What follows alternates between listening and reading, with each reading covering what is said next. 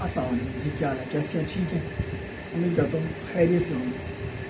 अच्छा, हम लोग जब किसी के साथ हमारा इख्तिलाफ होता है, एक छोटी सी गलत फहमी से या किसी नज़रियात की वजह से, क्योंकि नज़रियात लोगों के मुख्तलिफ हो सकती है, तो हम उनसे किनारा कशी करके लेते हैं, ठीक है।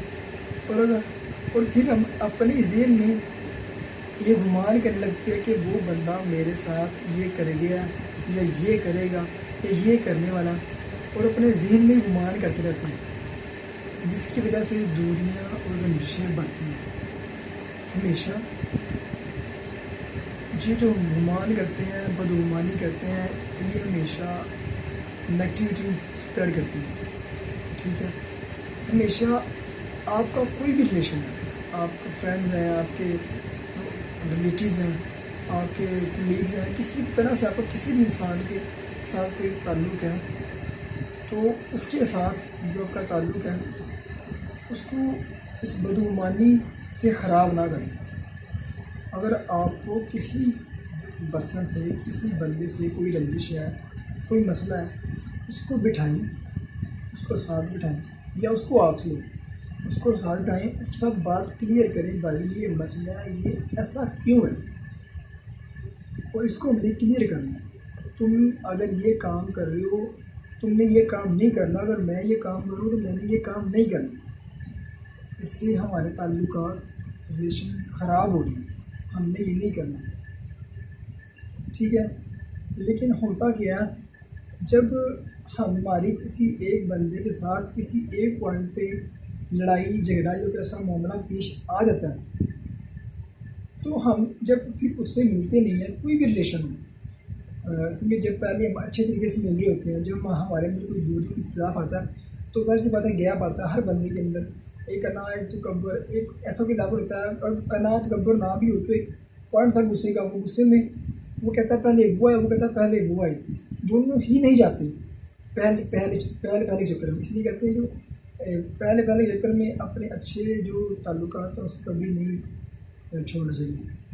तो जब वो नहीं आते तो वो बंदा भी घर बैठ के सोच रहा था कि वो बदल गया, और वो ऐसे कर रहा, वो मेरे पास नहीं आया, और उन्हें घर बैठ के बदगुमानी स्टार्ट लगता है, वो ऐसा हो गया, वो वैसा हो गया, वो चेंज हो गया, और दूसरा बंदा भी सेम ये चीज़ें कर रहा होता है कि वैसा हो गया, वैसा हो गया।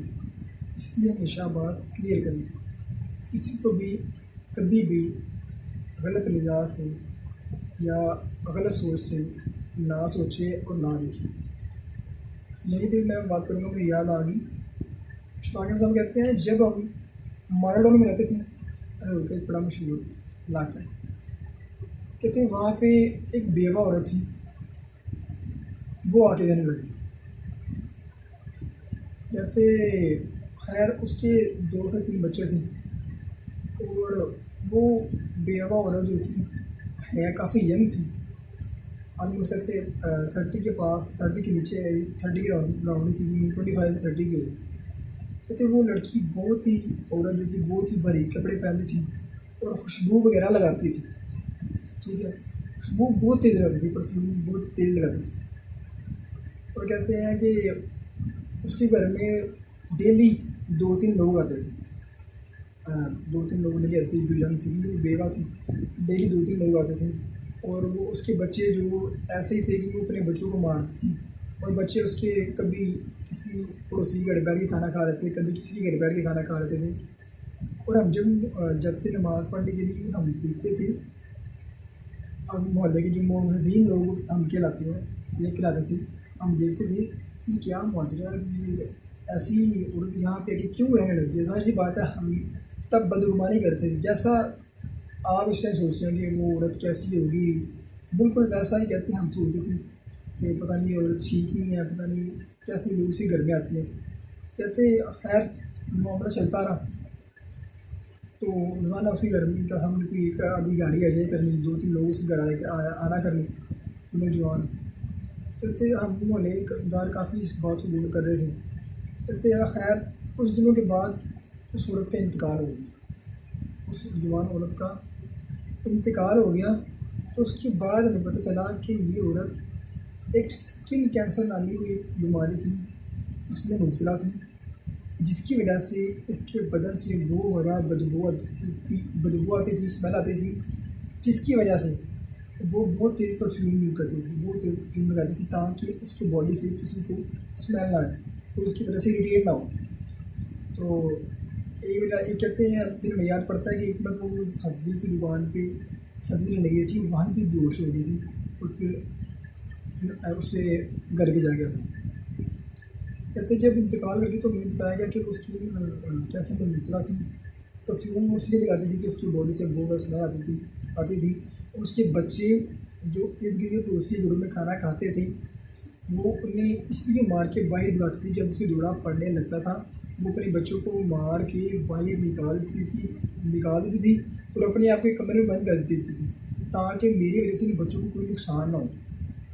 कहते और वो 3 लोग जिनकी तरफ हमारी जो निगाह थी वो अच्छी नहीं थी, रस्म में थी, खुदा खास्ता पता नहीं इस लड़की की ज़रूरत की इनके साथ रिलेशन अच्छे नहीं है। कहते तो उनमें से जो एक आदमी था वो उसका फैमिली डॉक्टर था, जो उसमें घर में उस को चेक करने आया करता था, उसका ट्रीटमेंट करने आया करता था।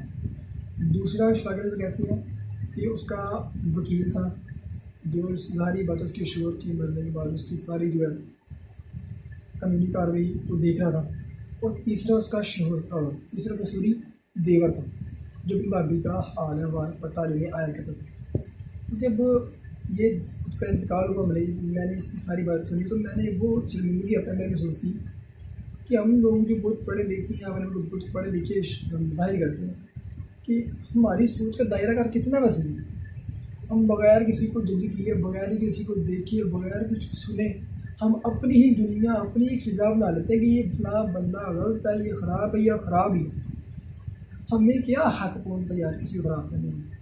बिलफर्ज अगर वो ख़राब है ही, तो उसने अपनी कदर में जाना है या उसने मरना है, उसका अपना हिसाब होना, आपका अपना होना।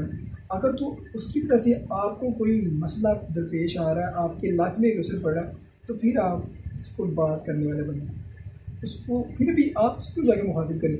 इस तरह बदगुमानी करना या बैठ के बातें करना किसी के खिलाफ, वो तो मुनासिब नहीं है। हम लोग खुद ही एक बदगुमानी क्रिएट करने लग जाते हैं। रिलेशंस हैं, आपके रिलेटिव्स हैं, आपके फ्रेंड्स हैं, कोलीग्स हैं, कोई भी है, उनके साथ हमेशा डिस्कशन करें। डिस्कशन करने से क्लैरिटी आती है। मैं हमेशा ये कहता हूँ कि जब आप डिस्कशन ही ना करेंगे, जिस बंदे के साथ आप ज़िंदगी गुजारना चाहते हैं ना, उस बंदे के साथ हमेशा डिस्कशन करेंगे। क्योंकि जब डिस्कशन करेंगे ना, क्लैरिटी आएगी आपके रिलेशन में। जब क्लैरिटी आएगी तो आपकी जो रिलेशन होगी वो लॉन्ग टर्म होगी। लेकिन जब जिस रिलेशन में क्लैरिटी नहीं होगी, वो रिलेशन कभी लॉन्ग टर्म नहीं होगी, वो शॉर्ट टर्म होगी। उनमें गांठें लगती रहेंगी और वो मजबूत नहीं हो पाएंगे। इसलिए हमेशा कभी भी किसी भी मौके पर बदुमाई ना करें। अगर आपके रिलेशन में कोई ऐसा बंदा है जिसकी किसी एक चीज़ से भी आपको दिक्कत है या आपको दिक्कत पेश आती है या आप तंग होते हैं, हमने उससे बैठिए, बात करें, डिस्कशन करें। हमेशा डिस्कशन से ही रास्ते निकलते हैं। आप देख लीजिए अफ़गानिस्तान में इस कदर जंग हुई है, फतह नहीं ले सका अमेरिका, क्योंकि वो सुपर पावर है। अब फिर मुज़ाकरात, इसलिए अब इतनी तरक्की हो गई है, इतनी डेवलप हो गई है चीज़ें। अगर कोई भी ऐसा काम होगा तो दुनिया तबाही की तरफ जाएगी। उन्होंने क्या कुछ नहीं किया, डेजी कटर बम वगैरह भी अफगानिस्तान में फेंक किया है। इवन कि अगर वो चाहते तो क्या कुछ नहीं कर सकते थे अफगानिस्तान को, नहीं तो रिमूव भी कर सकते थे दुनिया से, अगर सोचे कि वो बड़ी सुपर पावर है। लेकिन कुछ नहीं होगा उनसे, जितनी मर्जी तरक्की कर लें, जो मर्जी कर लें, लेकिन जो मामला डिस्कशन से हल हो सकती हैं वो किसी चीज़ से भी हल हो सकती हैं। इसलिए अपने आपके जो रिलेशन है उनके साथ उनको टाइम दें, उनसे डिस्कशन करें। कोई भी अगर आपको मामला पेश आता है तो बैठ के बातचीत करें, बदगुमानी ना करें। किसी भी लिहाज से अगर आपको रिलेशन आप कमज़ोर होने लग आता है, बैठ के जितनी बदगुमानी करेंगे उतना रिलेशन कमज़ोर होगा। अब सोचते रहेंगे खुद ही, अब खाली पुलाव बनाते रहेंगे, यार वो वैसा हो गया वैसा हो गया। मेरे साथ बहुत मरतबा ये मामला भी चलता है। मैं कहता हूँ वो बंदा ऐसा हो गया, जब हम उनसे मिलते हैं, बैठते हैं, फिर बातें क्लियर होती है तो मामला कुछ भी नहीं होता। हम खुद ही अपने अंदर में मिदार डाल लेते हैं कि वो बंदा ऐसे हो गया, वो पहाड़ चढ़ गया होगा, ऐसे हो गया वैसे हो गया। बहुत से लोग ऐसे भी लाइफ में हैं जो कि अपनी बात क्लियर करते नहीं हैं, बाहर हम कहा कि यार बात क्लियर किया नहीं करते, लेकिन उनके साथ मेरा कभी भी लॉन्ग टर्म रिलेशन नहीं रह सकता, ये किसी का भी नहीं रहता, क्योंकि लॉन्ग टर्म रिलेशन वही होता है जहाँ क्लैरिटी मुकम्मल हो। इसलिए कोशिश करें बदगुमानी से परहेज करें, अपने रिलेशन को, अपने प्यारों को टाइम दें, उनके साथ डिस्कशन करें, उनके साथ डिस्कशन करें, जिन लोगों को आप चाहते हैं उनको टाइम दें, उनके साथ बातचीत बरकरार रखें, गैप ना लगे, अपना बहुत ध्यान रखें। अल्लाह हाफ़िज़।